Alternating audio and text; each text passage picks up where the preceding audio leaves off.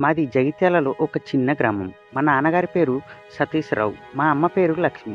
నాకు ఒక అన్నయ్య, ఒక చెల్లి ఉన్నారు. చెల్లి పేరు రమ్య. మా అన్నయ్య పేరు రాజేష్. మా ముగ్గురికి 2 సంవత్సరాలు తేడా ఉంటుంది. అన్నయ్య ఇంటి దగ్గరే ఉంటూ పొలం పనుల్లో నాన్నకు తోడుగా ఉంటారు. మా ఊర్లో మా నాన్నగారు పెద్ద పేరున్న రైతు. మాకు 10 ఎకరాల మామిడి తోట, 2 ఎకరాల పత్తి తోట, మరో 10 ఎకరాల సాగు భూమి ఉంది. ప్రతి సంవత్సరం సీజన్‌కి తగ్గట్టు పంట చేతికి వస్తూనే ఉంటుంది. మా ఊర్లో అన్ని కుటుంబాలు కొద్దో గొప్ప డబ్బులు ఉన్నవారే. అయితే ఈరోజు నా పెళ్లి చూపులు కావడంతో ఇల్లంతా హడావిడిగా ఉంది. మాకు దూరం చుట్టం నాకు మామయ్య వరుస అవుతాడు. అతను మధ్యవర్తిగా ఉండి మంచి సంబంధం అని చెప్పి సిద్దిపేట నుంచి తీసుకొస్తున్నాడు. అబ్బాయి హైదరాబాద్లో సాఫ్ట్వేర్ కంపెనీలో జాబ్ చేస్తాడు. నెలకు 2 లక్షల వరకు జీతం వస్తుందని చెప్పాడు మధ్యవర్తి. అందుకని ఏర్పాట్లన్నీ హై క్లాస్గా జరుగుతున్నాయి. వాళ్ళు దగ్గరలోకి వచ్చారని అందరూ అడవిడిగా ఉన్నారు. నా ఫ్రెండ్ శ్రావణి బుగ్గ మీద తిలకం దిద్దుతూ నా సింగారానికి ఫైనల్ టచ్ అప్ చేస్తూ, అబ్బా ఇప్పటికయింది, మీ అక్క సింగారం ఎలా ఉందో చూడు అని అక్కడే ఉన్న నా చెల్లితో చెప్తూ నన్ను ఆటాడిస్తుంది. అసలు నా పెండ్లి చూపులకి నన్ను నేను ఎలా ఉన్నానో చూసుకొనివ్వరా, జరగండి అని చెప్పి అద్దంలో చూసుకున్నాను. నాకే నమ్మబుద్ధి కావడం లేదు. నిన్నటి వరకు లంగా ఓన్లో తిరిగిన నేను ఈరోజు చీరలో అచ్చమైన తెలుగు అమ్మాయిలాగా ఉన్నాను. 22 ఏళ్ల నా అందాన్ని చీర జాకెట్ వేసి ముస్తాబు చేశారు.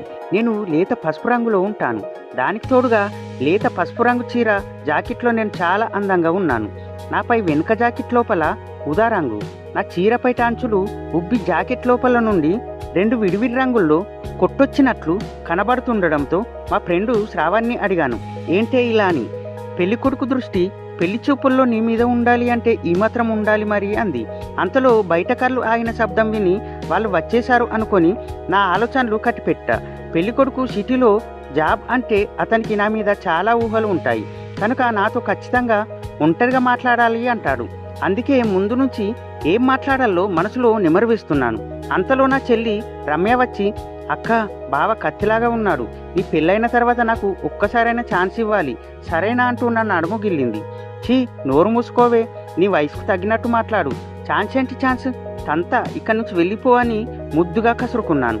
సర్లేవే అక్క, నీ పెళ్లి తర్వాత నేను ఎలాగో బావని విడిచిపెట్టాను, చూసుకో, ముందే చెప్తున్నా, ఇప్పుడు మాత్రమే నీకు చెల్లి, తర్వాత ఎలాగో నీకు సంతిని అంటూ వెళ్ళిపోయింది. ఈలోపు అందరికి టీ తీసుకురమ్మా అని మా అమ్మ పిలుపు. నేను వెంటనే లేచి ట్రేలో టీ నింపినే కప్స్ పెట్టి నెమ్మదిగా వాళ్ళ వైపు వెళ్ళసాగాను. నాకు కాబోయే మొగుణ్ణి ఎప్పుడెప్పుడు చూద్దామని నా మనసు లాగేస్తుంది.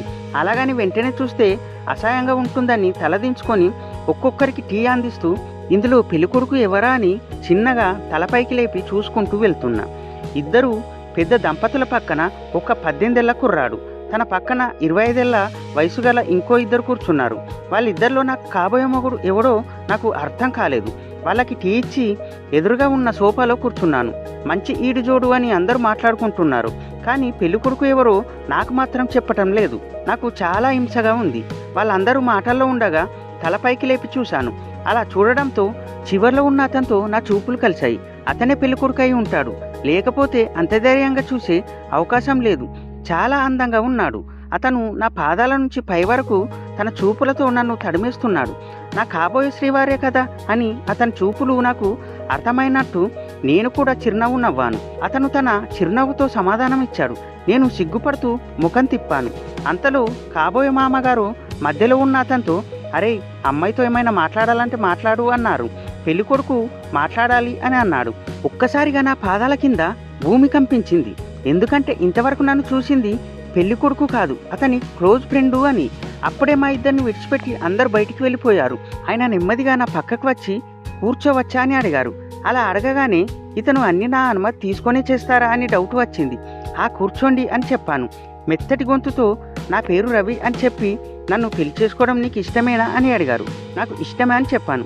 అలా చెప్పడంతో నాకు జాబు వల్ల నేను ఇంటికి లేటు వస్తుంటాను, ఎక్కువగా లేటు.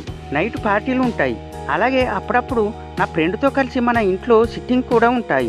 నువ్వు వాటికి అడ్జస్ట్ అవ్వగలవా? ఏదైనా నిర్భయంగా సూటిగా ఇప్పుడే చెప్పు అని అడిగారు. ఎందుకంటే నువ్వు పల్లెటూరులో పెరిగావు కదా, ఇలాంటివి నీకు నచ్చవేమో అని ముందే చెప్తున్నా అన్నారు.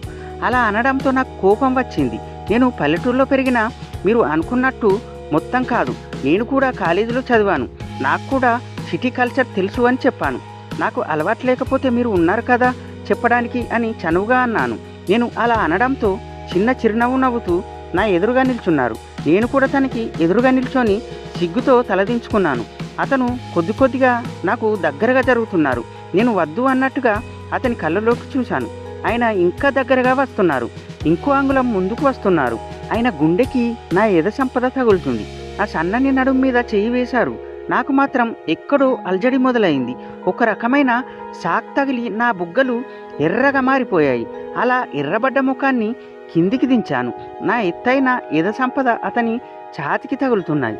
తన మునివేళ్లతో నా నడుము చుట్టూ సన్నగా రాస్తున్నారు. నా కళ్ళు తమకంతో నెమ్మదిగా మూసుకుపోతున్నాయి. ఈరోజు ఇతనితో నా మొదటి కార్యక్రమం చేయించుకోవాలి అన్నట్టుగా నాలో అలజడి చెలరడంతో నేను కూడా తనని నా 2 చేతులతో ఇంకా గట్టిగా చుట్టేశాను. బయట నుంచి ఎవరో వస్తున్నట్టు అనిపించడంతో ఆయన నన్ను ఒక్కసారిగా వదిలేసి బయటికి వెళ్ళిపోయారు. తర్వాత పెద్దలందరూ కూర్చొని కట్న కానుకల కోసం మాట్లాడుకొని ఇంకో నెల రోజుల్లో పెళ్లి చేద్దాం అని నిర్ణయించుకున్నారు. అన్ని సక్రమంగా జరిగిపోవడంతో అదే రోజు సాయంత్రం ఊరు వెళ్ళిపోదామని బయలుదేరారు. ఆ రోజు ఉదయం నుంచే వర్షం పడుతుంది. అది కాస్త పెద్ద పెద్దగా తుఫానుగా మారడంతో మా ఇంట్లో ఉండిపోవాల్సి వచ్చింది. కానీ ఆ రోజు నేను చూసిన సంఘటన తర్వాత మా మధ్య ఏం జరిగింది అనేది పార్ట్ 2లో చెప్పుకుందాం. ఇలాంటి మరిన్ని వీడియోస్ కోసం ఇప్పుడే లైక్ చేసి నా ఛానల్ని సబ్స్క్రైబ్ చేసుకోండి. నా వీడియోస్ మీకు చేరుతాయి మిమ్మల్ని ఎంటర్టైన్మెంట్ చేయడం కోసమే.